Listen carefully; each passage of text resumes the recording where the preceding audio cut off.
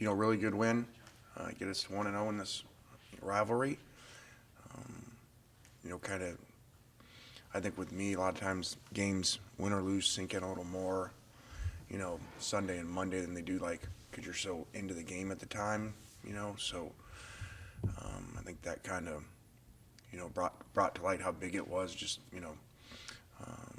even when going out with a family, around town and everybody coming up and things, just a reminder of what a big win that was, for the school, for the town, for the players, fans, everybody. So good to be on the winning side, and our goal obviously is to dominate this matchup and never lose. Harris, start us off. Lane, what's your confidence level in the last two games being played? Parrish, I hadn't thought about it that way because it's out of my control.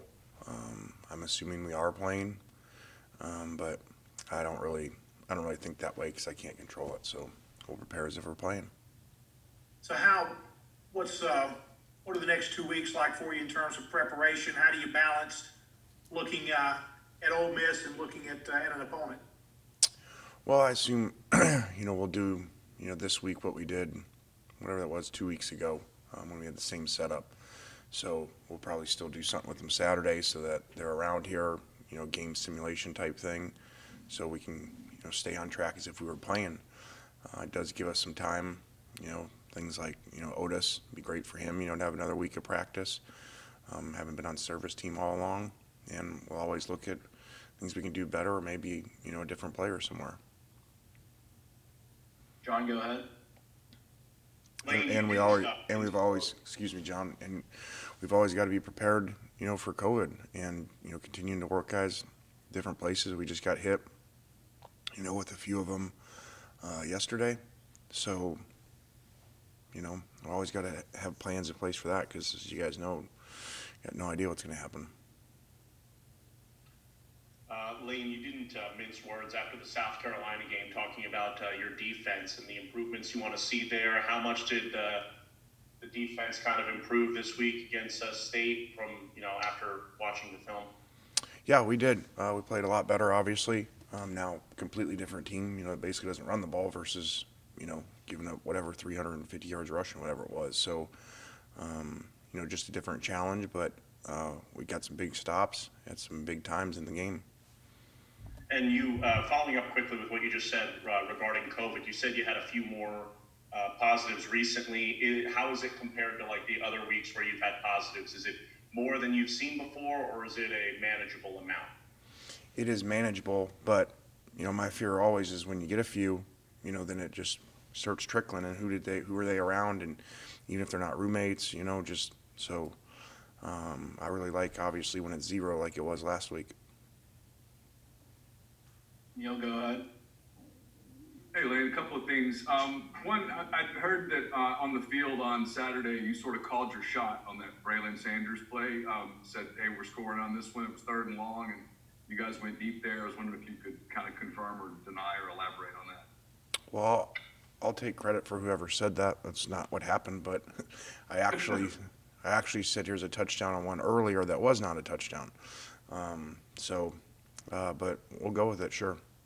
I doubt very much on 3rd and whatever it was, 18 or something like that I was calling that, especially with the deep safety that was playing back there. And then my other question was, I know it's still a couple of weeks away, but do you have any kind of an idea at this point how much of your signing class you'll fill up in the early period?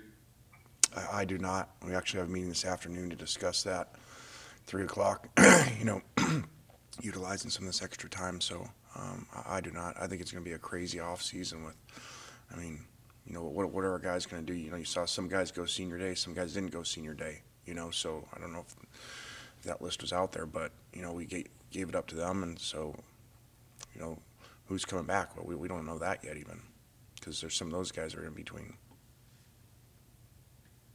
Go to David. Hey, Lane, Matt Corral just won another SEC Offensive Player of the Week award, obviously having a phenomenal season. There seems to be an expectation amongst the Ole Miss fan base that he's definitely coming back next year. Are they right in that assessment? I said that this morning too, in our meeting this morning, that we've got to, just because that he said that early on and he's a sophomore, we're going to have to sit down and talk with him, to see where he's at because, it only takes one person to influence somebody. We see these things all the time where a kid thinks he's coming back and, someone gives him some information about, where they think he'll go in the draft and kids leave. Nick, go ahead. With the COVID stuff, just what is the message to the team when you see so many teams across the country having these huge spikes? Have you changed your messaging at all with these guys, or has it kind of been the same since the beginning? No, whatever our message has been has worked, so we haven't changed it. Just continue to remind them all the time of it. It's part of their job, just like it is to weight lift, to watch film, to protect yourself. And then I think I know what your answer to this is going to be, but do you have an update on Tariqas Tisdale? I do not, no. Go back to John. Lane, that throw that Matt made, going back to him, that throw that he made to Sanders on that third down, was that the best throw of the year you think he's made after looking at it? Got to be up there. I mean, I thought about it right at the time. I was like, this is like John Elway type of throw. It felt like it was 70 yards, and so, he couldn't have put it any better, and to throw it that early as he did really was that's a first-round throw. Back to Parrish. Lane, after the game, he kind of wanted some time to evaluate Otis's performance.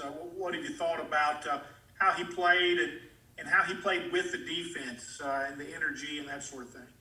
I thought he brought some energy out there. You could feel that during the game.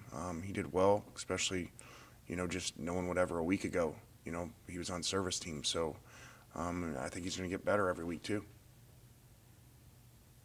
Nick, go ahead.